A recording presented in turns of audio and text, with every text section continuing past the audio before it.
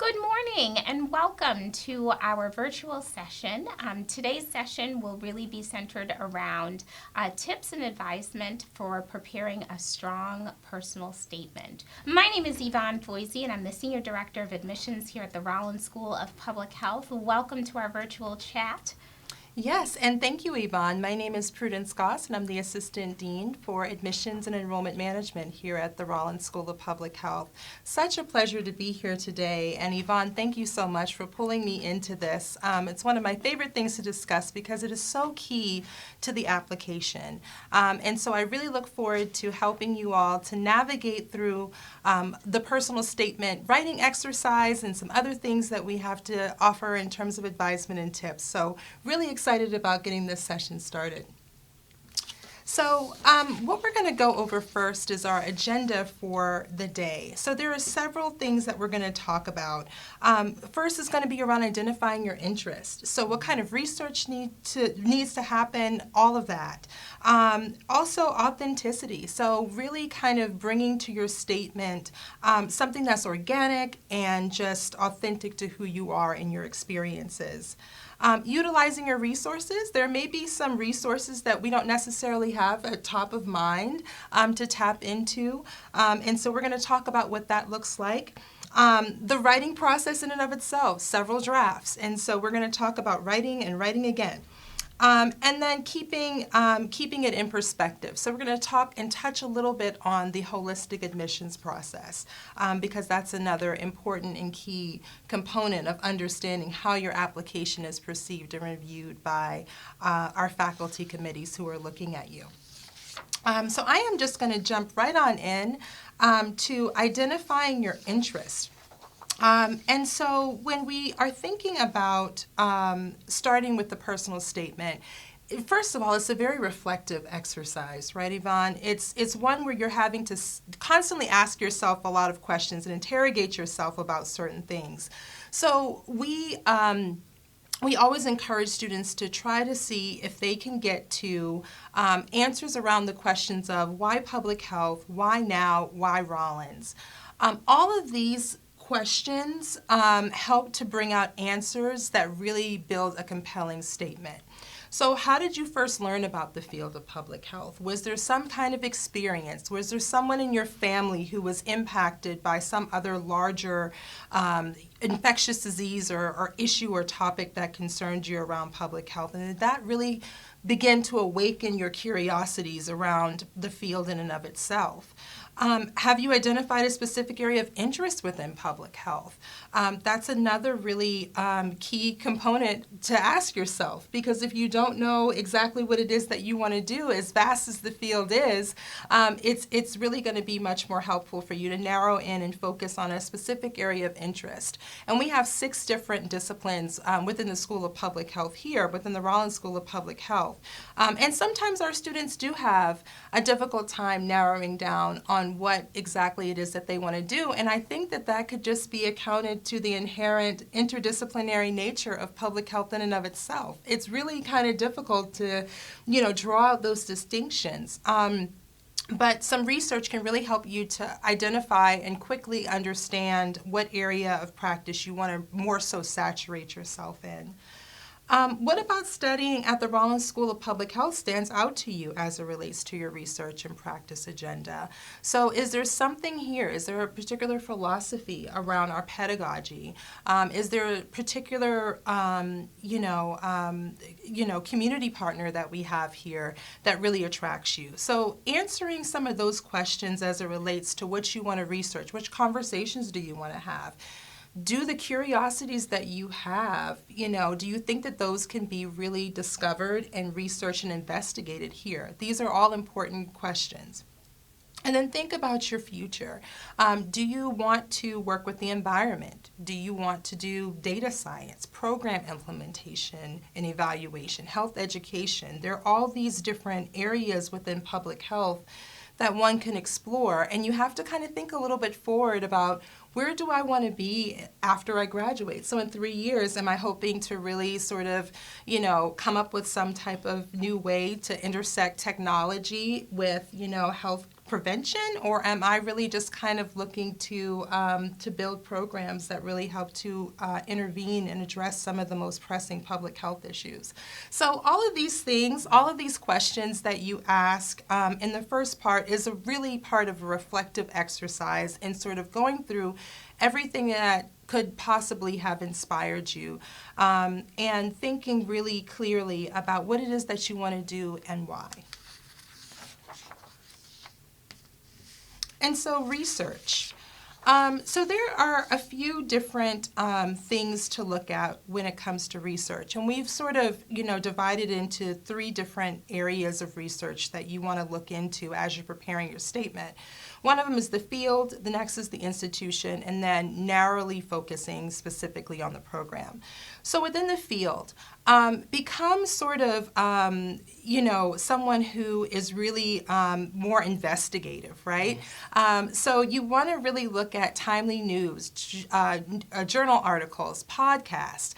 There are certain things even within our field that I really, have taken to and love to listen to. So I subscribe to certain education podcasts and listen to those because I really enjoy the field, and I want to advance in my own understanding of what the conversations what conversations are happening today.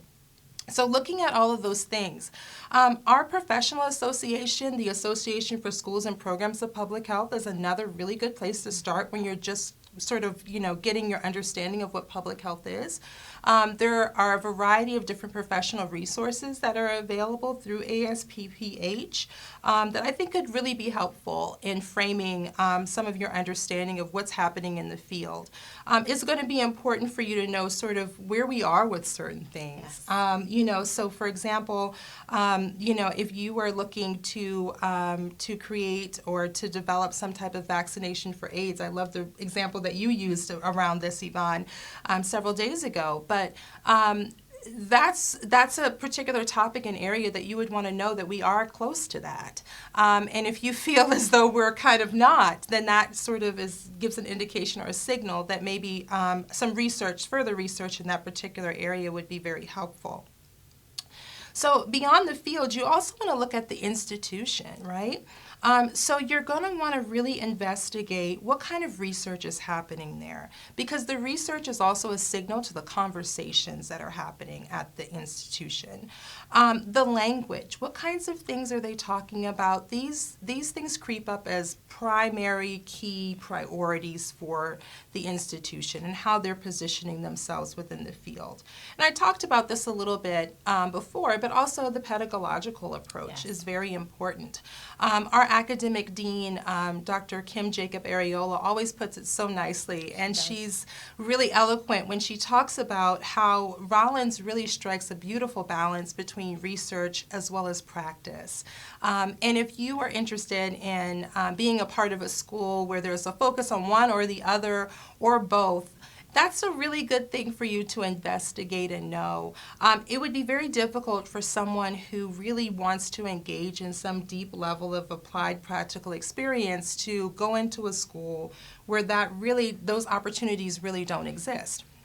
And so it's really important for you to understand what that is and then draw out some of this language, some of this research, some of this pedagogical approach in describing how this institution really fits into your long-term impact on the field of public health in general.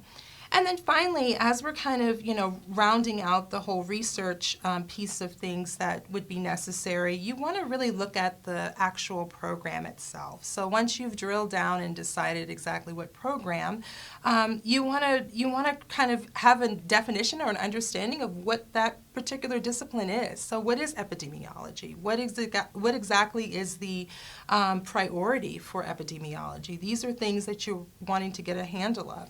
And then what's the impact? So what, as a result of, applying these skills, what is it that the end goal is for this particular area? So all of these things are very, very important. Yvonne, did you have anything to add Yeah. along these lines? I would just add that for the Rollins School of Public Health, much of the work that our faculty do centers around an understanding that there is work to be done in terms of disparities within the field of public health. And I think our faculty really sort of center around this mission and this passion and this goal to really help provide access to myriad underserved populations or populations that are underserved in certain circumstances. We see this particularly in the Southeast region around the continual spread of AIDS and HIV infection, or the rates of maternal and child health and instances of maternal mortality that we see that are unusually high in the Southeast. And those are just some examples. And so, as you stated, Prudence, I think that, doing your research and sort of understanding some of this really helps to kind of saturate your mind with the school's approach, and will help inform, one, whether or not, we're a good match for you, because it is a two-way street. As much as you're applying to the Rollins School of Public Health, you're also looking to commit to an institution that will best serve your goals as well. And then also just wanting to make sure that the committee who will review your application understands your commitment to this approach, and understands that your goals will align with our institution's philosophy. And so I think that kind of reflective process that you outlined is so helpful for students to really undertake as part of their personal statement writing. Yes, absolutely it is. Absolutely it is. And do you want to talk about the next piece of our advisement, which is authenticity? I did want to also mention, I neglected to do this at the top of our presentation, but if there are any questions that you have along the way, please feel free to write them in. We already see a couple in there already, or at least one in there already. Please go ahead and do that, and just know that this is really a conversation. And so please don't hesitate to do that if something comes to mind. We're going to take some really good pauses as we're going along to see what questions pop up that we can just quickly address. Absolutely. And this recorded session will be sent to you along with a PowerPoint slide deck. The only thing that won't be in the PowerPoint slide deck is the example of a personal statement that we have sourced from a student that was willing to share. But we'll actually read that out to you so that you have a sense of a great example of a personal statement that we feel really truly represents a student well who was a successful applicant to the Rollins School of Public Health. A little bit on authenticity. So one of the unique parts about the personal statement that you will submit to any school or program of public health to which you're applying is that it is your one opportunity to personalize this process a little bit. So we do not offer on-campus interviews, and the application process almost works a little bit like a puzzle, and each piece of the puzzle represents a portion of the application that you're submitting, and it's really important for us to get a holistic view, as Prudence said, of who you are as an applicant.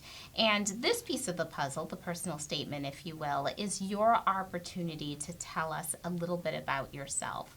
So we will know about your academic accomplishments, about your work experience, about your academic prowess as a student, through all of the other elements that you will submit through your application for admission. But we won't know about you. And so this is really your opportunity to tell us who you are. Help the committee understand your commitment to public health, to wanting to be in this field, to making a difference. Remember that our faculty committees, and I'm always impressed by our faculty, they spend their life, and this is really a huge commitment for them, and their passion is this work that they do, and they're looking for like-minded individuals. Perhaps you won't be a researcher, but you will be trained to be a public health practitioner that they will work alongside. And so you want to make sure that your personal statement reflects this interest in public health. You perhaps want to recount when you first became interested in public health. I always like to give the example that I don't think anyone sits in their second grade Yes. classroom, looking up at their teacher thinking, I'd like to be a public health practitioner. It's more of a discovery profession, as we like to say. We sort of learn about, this notion of population health and how to best impact it. And we want to learn where you see yourself in this field. Are you going to be an agent of change? Are you looking to implement? Are you looking to study? Are you looking to track and report? And so that is part of what helps the committee understand your motivation for seeking an advanced degree in public health. And I think that your ability to portray that will help you be a successful candidate to any school that you apply to. Absolutely. Yeah. So there are some pitfalls that I was thinking as we were sitting here, how many years of combined experience we have in the field of admission that sort of informs some of the common mistakes to avoid when we sort of piece together. I would say close to 40. Yeah, I think you're correct. Yes. Yeah, We both started when we were 10. Yes, just younger, you so know. younger than both of us. That's right. And so some things to avoid are redundancy, oversimplicity, or irrelevant details. You do not want to recount your resume as part of your personal statement. We've seen your resume. We've been impressed by it. You don't need to regurgitate your resume in prose form in order to have a strong personal statement. And you also really don't want to add any details that don't belong there. If you're, talking about when you first learned of your interest in public health, we don't need you to set the stage with, it was a sunny day, 70 degrees out, state and city. Just get to the point, use some descriptive language.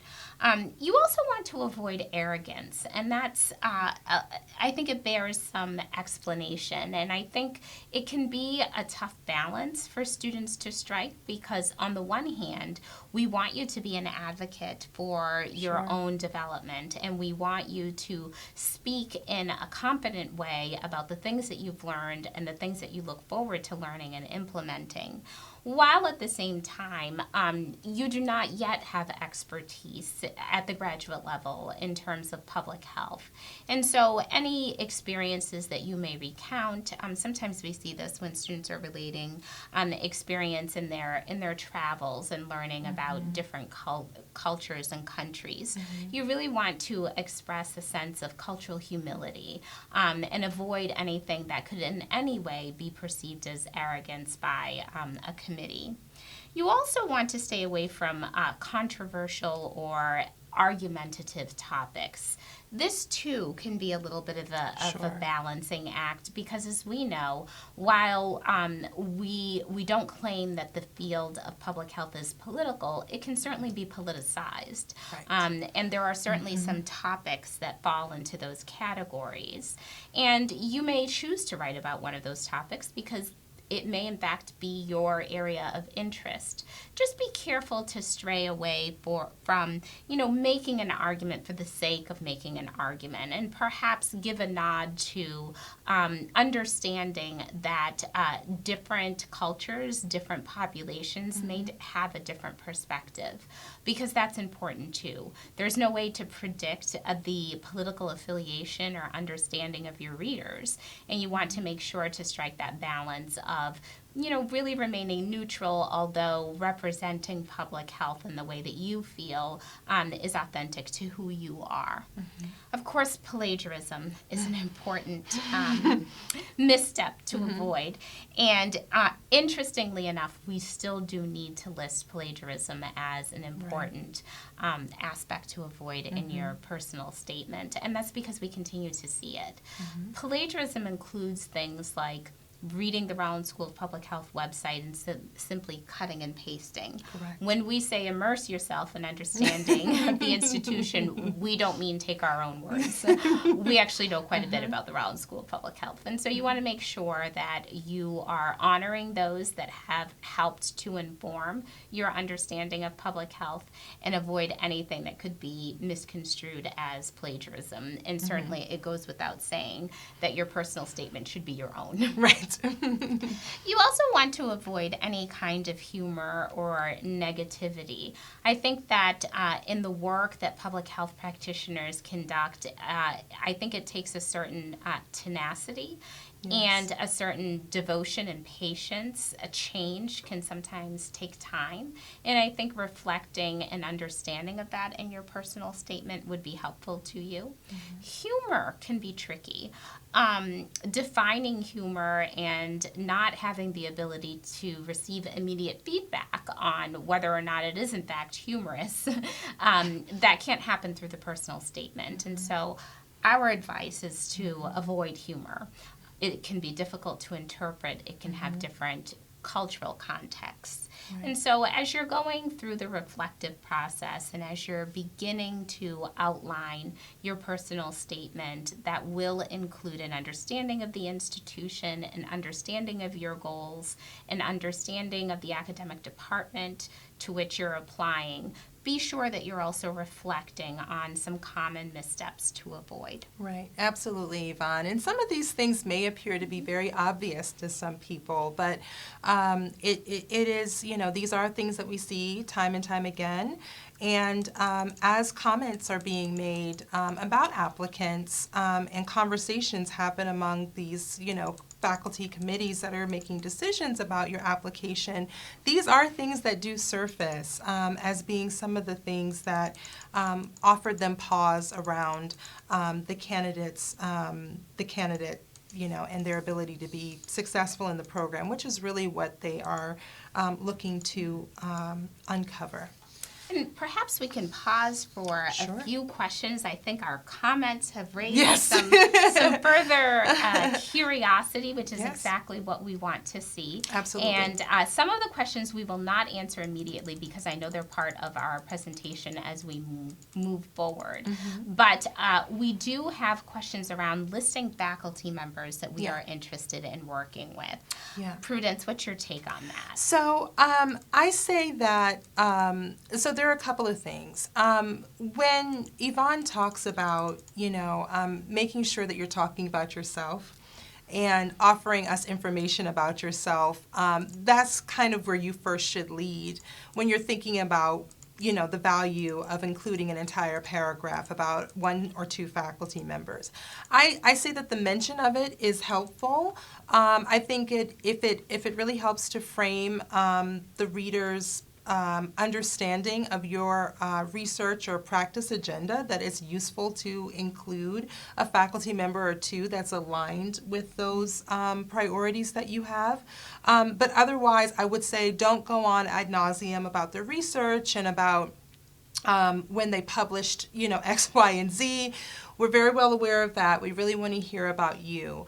Our students are also connected with a faculty advisor upon coming to Rollins, and so that information is oftentimes used in order to find you a really suitable, strong match for your first semester or for the course of your career, depending on the department. Some departments do it a little bit different, but for the most part, everyone is assigned, at least within the first year, a faculty advisor and mentor. And so that person oftentimes, is someone that is aligned with your research, and so there's nothing wrong with doing that at all. But I just would not devote a whole lot of your personal statement real estate to that. I mean, it's only 1,500 words that you have to narrow it down to. So Yes, for sure. Yes. We have a question around a personal anecdote or personal ties to your interest, and I would say absolutely. And in fact, the essay or personal statement that we will share a little bit later in the presentation does that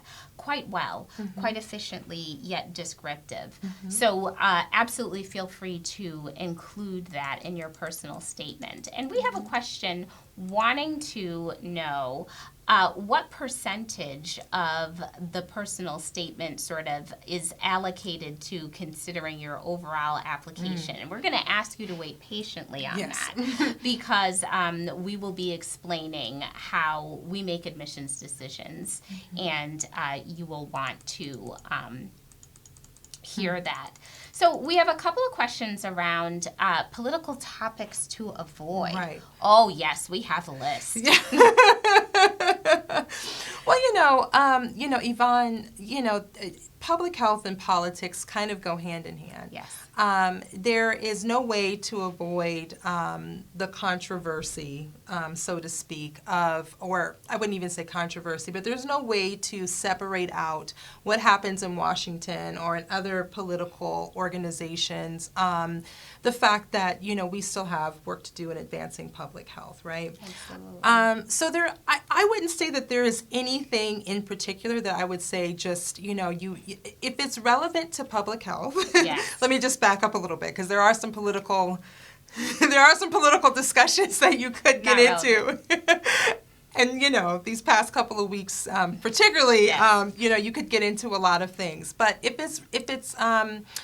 it's relevant to public health and our practice and our work and our research, there's no way to avoid, some type of a political, discussion around it. I would just be cautious about, maybe firmly stating a stance on that. Yes. You are looking to enter into graduate education where you're going to be exposed to a lot of theories, a lot of positions, and a lot of people who don't necessarily espouse some of the same views as you. And so one thing that that I always encourage students to do when approaching graduate education is to remain open. To all kinds of possibilities and ways of understanding and approaching their work. And so I wouldn't say there's anything to avoid unless it has absolutely nothing to do with public health. If it involves some type of legislation or action that's taken that does impact public health, I do think that you can talk about that. But again, I would avoid and maybe strike a balance with how well you express your own personal thoughts and feelings towards it, but just maybe posing it as these are questions that I would have about said piece of legislation. Absolutely. And in fact, our faculty are researching and publishing and working on a variety of topics that could be considered political. The Title X heartbeat bill here in Atlanta that brought forth new legislation around abortion, opioid and substance use disorders, even the Affordable Care Act. Absolutely. Could arguably be politicized, and in fact was. And all of these topics really represent a variety of research areas here at the Rollins School of Public Health. And like Prudence said, it's the way in which you're going to talk about these topics that really defines what is appropriate for a personal statement, and understanding that the work of public health involves access, and that's what leads our faculty's work, regardless of how it's being politicized. Right, absolutely. Yeah, great. So we have one final question on this topic, and then we'll move on and share some additional information, and that is around specializing your personal statement for different programs. So as Prudence mentioned, we have 6 academic programs and an executive MPH program designed for working professionals. And our 6 academic programs are in fact distinct, and if you are identifying a top choice, which we ask you to do in your SOFIS application, your personal statement should speak directly to that academic area of choice, and it is appropriate that you demonstrate your interest in that academic department, even if your application is then routed to another academic department for consideration. And just a small pause on that. part of the work of admissions is really considering a best match for students. Right. And our work really centers around providing access to graduate level work to prepare students to be public health practitioners. It does not center around sort of determining who is lucky enough to gain access. If students can demonstrate their ability to do the work and their genuine interest in this program, then generally they are afforded tuition, they're afforded admission. And so as you think about identifying an academic department to which you're applying, know that sometimes it's the case that we identify that your skill set and prior education and preparation is really best aligned with an academic department that perhaps you have identified as a second or third choice, or perhaps you have not.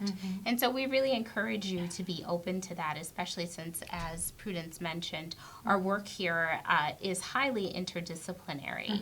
And so in short, it's absolutely okay, and you should definitely define your interest in an academic program, but know that it will not in any way be counted against you if another academic department is reviewing your application, or if in fact another academic department is inviting your application as well. Right.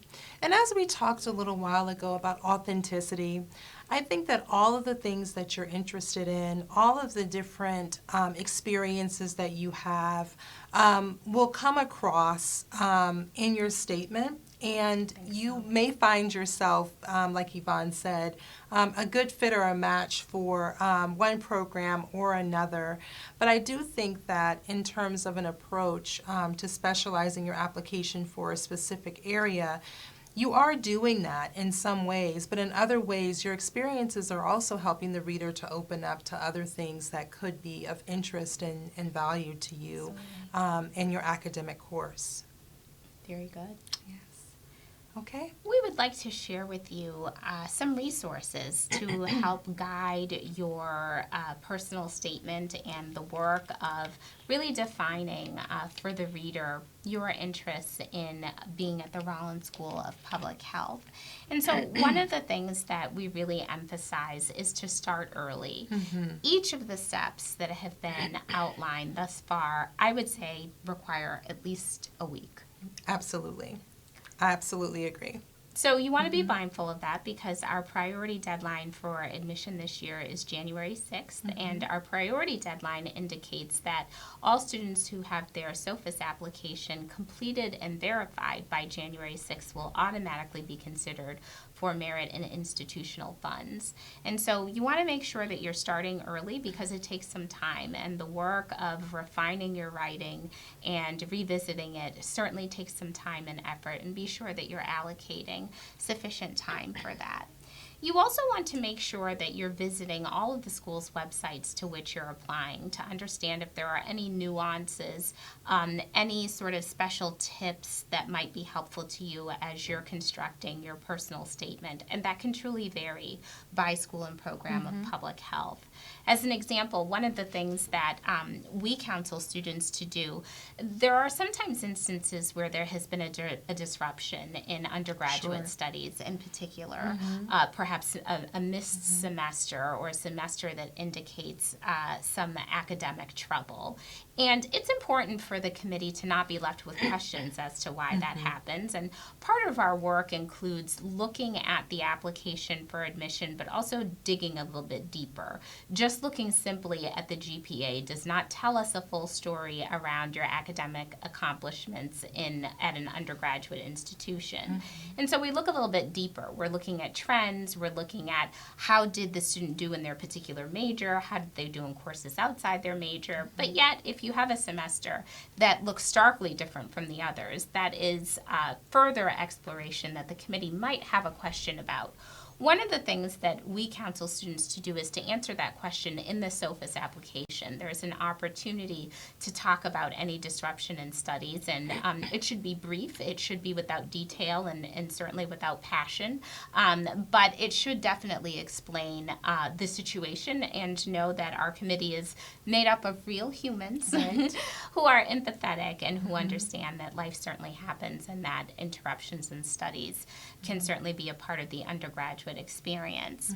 With that, know that visiting a school's website will help you understand some of these nuances, particularly as it pertains to the SOFIS application. You were going to say something. Yes, no, it is, when you were talking a little bit about the interruption in studies or anything else that might be perceived as a gap, it just led me to say further that that part of the application, where students can write in that bit of narrative, is really the only place where that should live. Yes.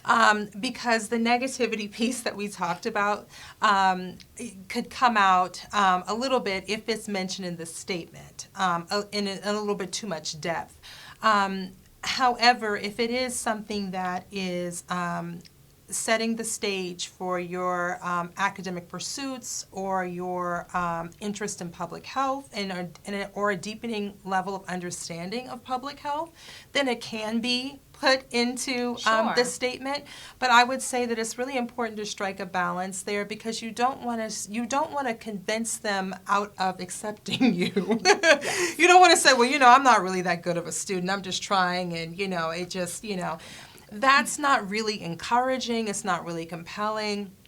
But if there's something that experience really did for you in terms of your understanding and growth as a professional or as a student, or it awakens something in you that had not been there before, that is relevant to your journey, then I do think that it's good to include some of those personal details. You just don't want to have your statement positioned as a confessional or a journal entry.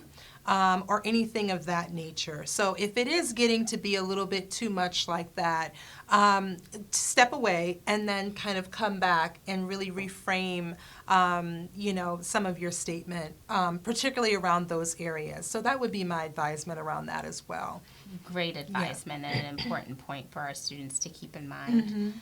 One of the things that we really recommend in terms of using your resources is that you tap into your network and make sure that you are sourcing at least 2 readers to review your statement. And I think it can help with some of that reflection that Prudence mentioned around, is this really going a little bit too long, and do I need to perhaps emphasize another stronger point of my educational and professional journey? And we like to recommend that you source both an expert in the field of public health, and expert can be perhaps a faculty member that you had that really perhaps ignited your passion for public health or has an understanding of the field of public health, and then someone who's a non-expert, a lay person, if you will, that can really give you some perspective on the flow of language, on the organization of your thoughts. Perhaps they can give you some feedback that your language is too technical in nature. It sounds like you pulled all of these words from a thesaurus. Our faculty know all of these words, so you don't need to share them all in your personal statement. But going through the process of having someone else read your writing can be very instructive. And most of all, be receptive to the feedback that you receive, because these people have an interest in your development, development as a public health practitioner, and they're going to be honest with you. Make sure that you weigh their feedback seriously and implement it as you continue to revise your work. Okay. And then, again, that's a perfect segue to revision of work, because we do encourage students to make sure, I usually say 5 weeks is about a good enough time to start a first draft, a second draft, a proof, review it, and then finally you have your complete statement. And so I really recommend making sure that you have several different drafts. One thing that I like to do in my writing, Yvonne, is I like to, in my first draft, write down everything that's in my mind. I just want to get it all out, because by the time I put pen to paper, I have so many different thoughts going on in my head, and I know I need to organize it, but now is not the time. So even if it doesn't sound exactly eloquent, even if there's not really a whole lot of sense that the first draft is making, I usually try to not focus on being so technical in that first draft. And so if any of you also approach your work in a similar way, that's just a really good point of or a piece of advisement that I would would just offer. And then in your second draft, that's where you can really start to refine some of your ideas, really start to organize your thoughts a lot better, prune a lot of the things that are irrelevant details, which is usually what is in the first draft. And then the proof is where you really kind of take to it even deeper, and you really kind of, give, much structure to it. It's kind of like your what you do before you present it to someone else to have a look at, which is the review period. And so you really just want to make sure that you're going through all of this. I will tell you this, if you want to be denied admission, giving us the first draft will do it. And so I just want to, I know I'm being kind of funny, but I just really want to make sure that people understand how serious this is, because there's a lot of anxiety around the GRE and other components of the application. And this oftentimes I find can be one of the last things that students tend to focus on or think about, but it's so critical. We don't have interviews with schools and programs of public health for the most part, and Rollins does not require any kind of interview. So this is your statement. This is who you are. This is you setting up your research agenda. Take time with this part. And I would say take more time than you can with anything else. This is sort of your last written statement. The GRE is already taken. Your academic coursework is already complete or near completion. There are certain things that you cannot go back and do anything about. But this is your opportunity to really lay out in a very compelling way who you are and why you want to do this.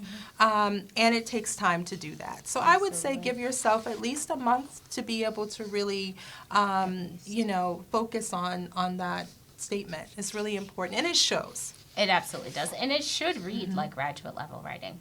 That's the other piece of it as well. So it's not just narrowly focusing on an evaluation of who you are and what your experiences have been, but then it takes it a step further, and it really becomes a writing sample. And so your work really should reflect the sophistication of graduate level composition. And so I really think that, and sometimes that takes some time, especially if you are like me and you've been out of school for quite some time. I haven't engaged in this kind of reflective writing, and I won't put the number of years on it. I won't either. But it really does take time. So I would think that even as, a working professional, it may even take me more time to really be able to develop, some sort of a useful statement. But certainly it is a key and very important part of your application. And it is the last sort of statement before you submit of who you are. So our next point of information is to share with you a successful personal statement written by a student who is currently matriculated and enrolled and happily attending classes here at the Rollins School of Public Health. We have the student's permission to share this personal statement with you, but we do not, as a matter of course, share it in the written form. So I think what we'll do is read a little bit of it and then pause to share with you why we found this to be such a great example of really fine writing and a positive personal statement that exemplifies the sort of sophistication that we're looking for without being overly complicated or wordy. So how about I read a little and then we can pause and you can talk a little bit about the positive aspects? Yes. Okay, we're going back to story time. Right. So I'm going to start with reading a little bit of this personal statement. A little less than 2 years ago, I remember sitting inside a classroom at a very prestigious university for a discussion on newly released CDC statistics. The presenter went through the lecture detailing the newest facts and figures from the CDC and outlining odds for lifetime risk of HIV that almost knocked me out of my chair. I was shocked. My eyes opened wide and my mouth probably hanging open. I remember thinking to myself, I knew it was bad, but I had no idea it was this bad. I looked around the room for similar reactions, but didn't see any. Instead, I saw some heads gently nodding and others nodding off. Where was the despair, the shock? I then turned to the speaker and asked myself the same thing. Where is the panic? Where is the sense of urgency in her voice? And in this paragraph that Yvonne just read, you can see that the writer has set the stage using an anecdote.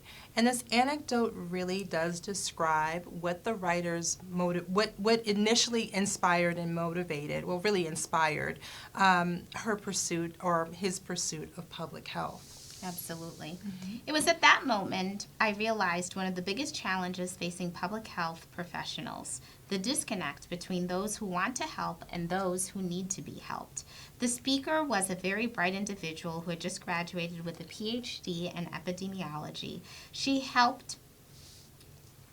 She understood the data and was able to expertly interpret it and pass along that information. However, she was not able to effectively communicate it with the individuals that needed to hear it most. The audience was filled predominantly with people living with HIV/AIDS. Many in this group were advocates for themselves and for those who cannot advocate for themselves.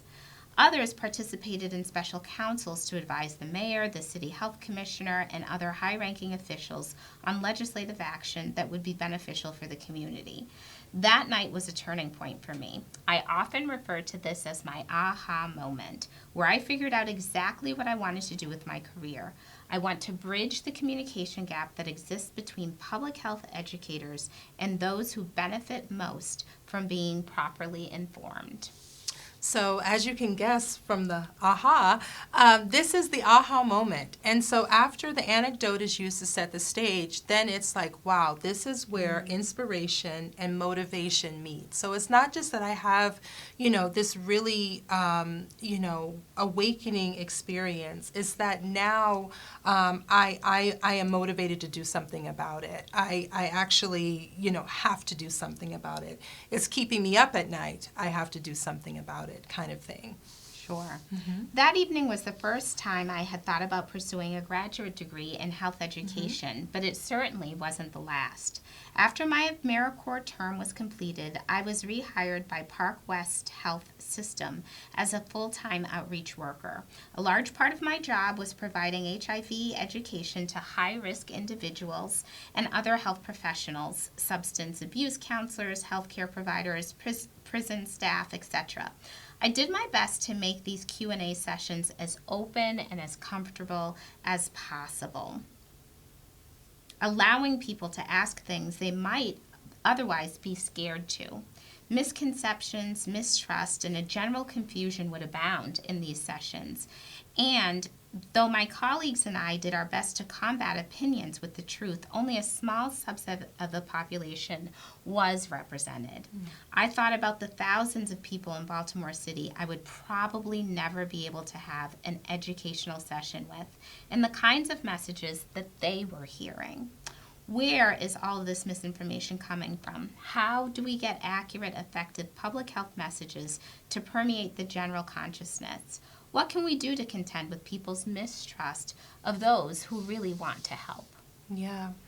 And so then this takes an even deeper approach, right? Because it's not just that I am inspired, it's not just that I'm motivated. I have actually taken steps to now engage myself in the work. And I have fully described my discoveries. I've even put some real questions in there, which I really like to see. It's not, very typical for people to do, but it is a part of the discovery. I do think that in this statement, it does definitely have a place and makes it even more compelling because now the reader is understanding, oh my goodness, what are the questions that this person is having? What are the challenges that they are seeing? We're seeing the same challenges, and so that's really fun and exciting and interesting to read. Sure. These are some of the questions I would find myself asking again and again throughout my 2 years at Park West. The more I struggled, the more I realized an MPH in health education could help me answer some of these questions and become a more effective health educator. I have gained a plethora of knowledge since working in the field. 2 years as an outreach worker in Baltimore and now currently as a disease intervention specialist for the state of North Carolina. This valuable experience has shown me the tremendous need for educated and well-trained public health professionals, and I am ready to take the next step. As my professor once told me, don't go to graduate school just for the sake of going. Go because it can help you do what you want to do better. Wonderful. This is an amazing statement overall, but in this last part specifically, as you've heard, the writer identifies the academic pursuit and connects that to the experience and to the motivation.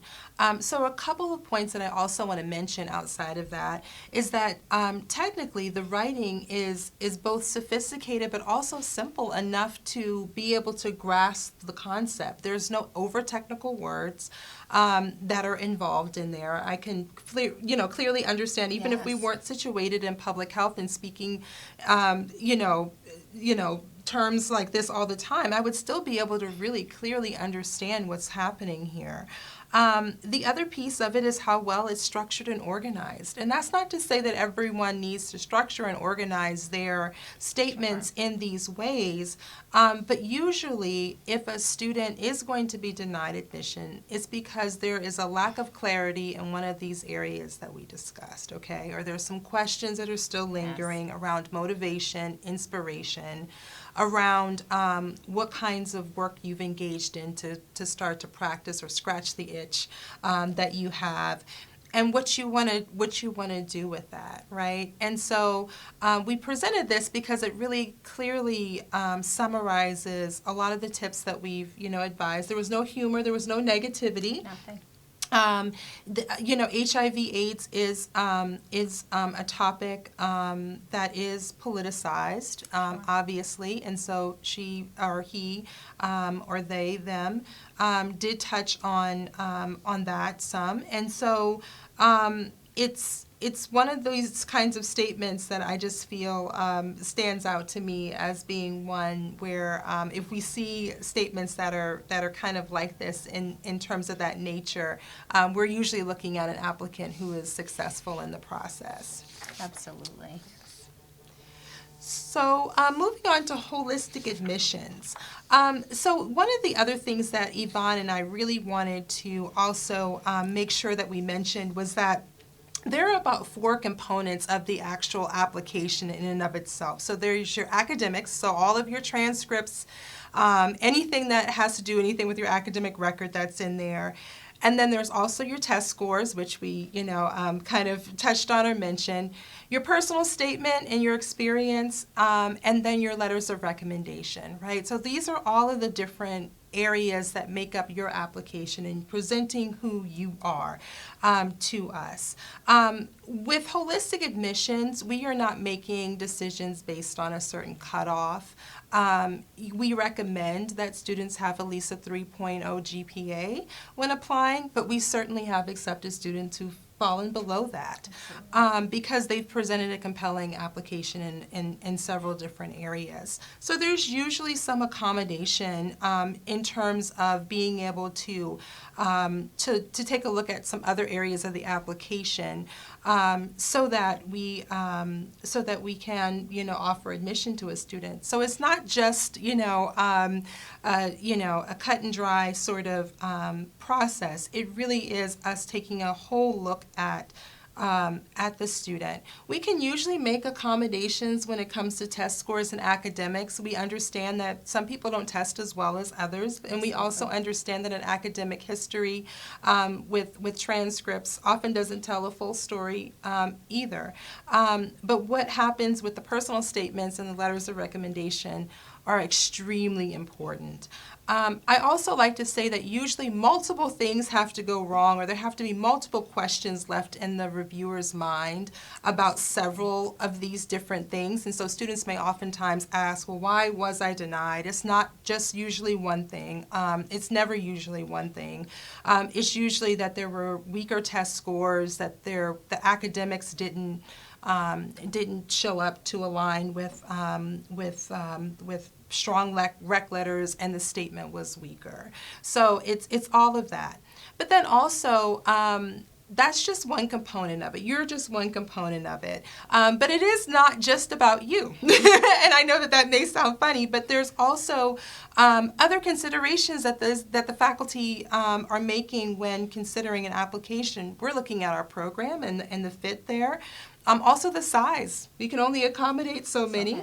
The actual cohort, the diversity of the cohort in terms of thoughts and interest, and the number of applicants overall. And every year our cohorts of applicants get stronger and stronger, making these decisions much more difficult. And so there's what happens in the middle in terms of your own application and what you present, but we're also considering factors outside of that in order to really build a class. Absolutely. Thank you. Yes. It's very, I think, important to understand the entire process and to understand how your personal statement fits in as a reflection of who you are in this process that we attempt to personalize through learning a little bit about you. And I hope having this information, and in particular understanding how admissions committees view the personal statement, also answers some of the questions that we had earlier around how much weight is given to the personal statement. And hopefully also answers some of the questions that were asked around how to demonstrate one's work experience through the personal statement. Those were two questions that I recalled scrolling through, and hopefully this information gives you some added context around how deftly that student really articulated his or her, their, them experience in terms of work experience, working at Park West, working in North Carolina, but that was not the subject. And it certainly was not a regurgitation of the resume. It was sort of woven in as this was my experience and part of my informed perspective. We have just a few more minutes to take some questions, and we will scroll through to answer some questions. So one question coming in, I have two programs I'm interested in. Can I speak to both in my personal statement, or should I just focus on one? So I would say with that particular question, you want to focus on the primary or the first application or first program that you mentioned on your SOFIS application. So just focus on that first. As I mentioned before, as you're laying out your experiences, they're oftentimes going to have overlapping themes and interests that are going to really sort of touch on both disciplines. There's no need to sort of write such a broad essay that there's no real understanding over what you do want to do. Just really focus primarily on your first choice. And if your first choice is global health, then really tailor your application towards that. And I think that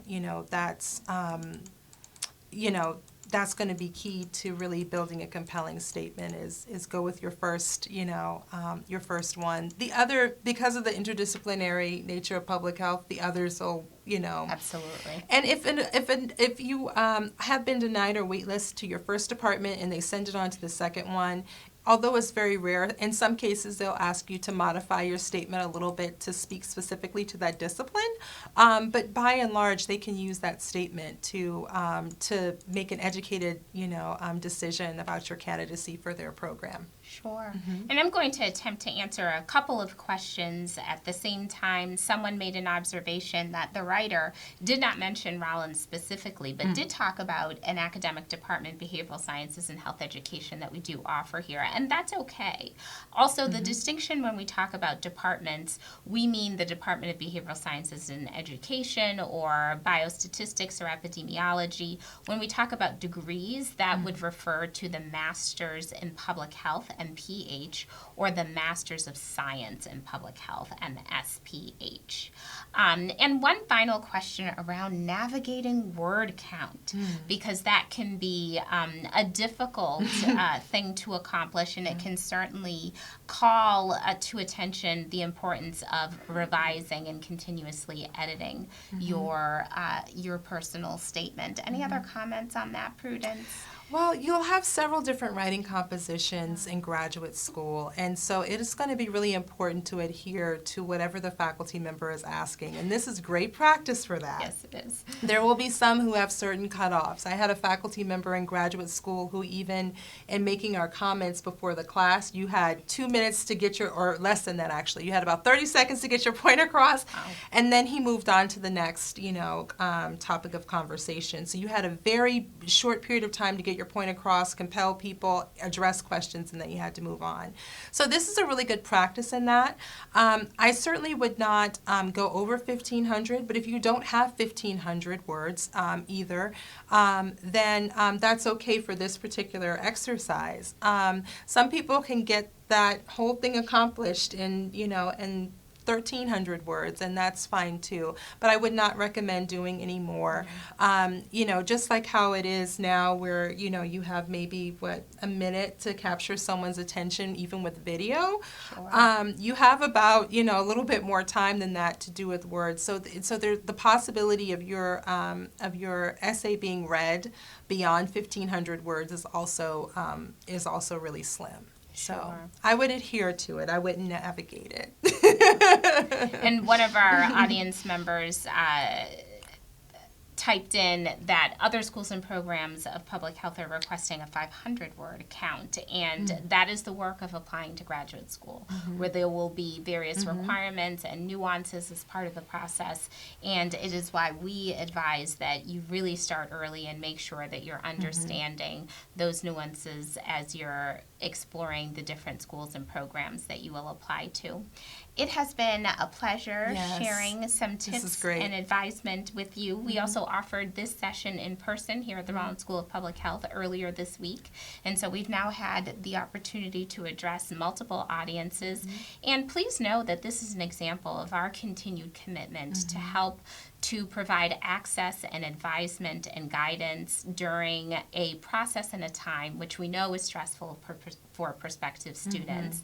And our goal is to ease that just a bit by providing you as much information as possible, by offering transparency about our process and what our committees seek, so that you can approach this with confidence and understanding of our process. And that's a commitment that we make in order to help our students through this process. We look forward to continuing to engage with you through a variety of programs that we will continue to offer throughout the academic year. And as you know, please also always feel free to contact us. We are listed on the website, and we're happy to answer student questions. Thanks again for your thoughtful questions, and we look forward to connecting with you in the future.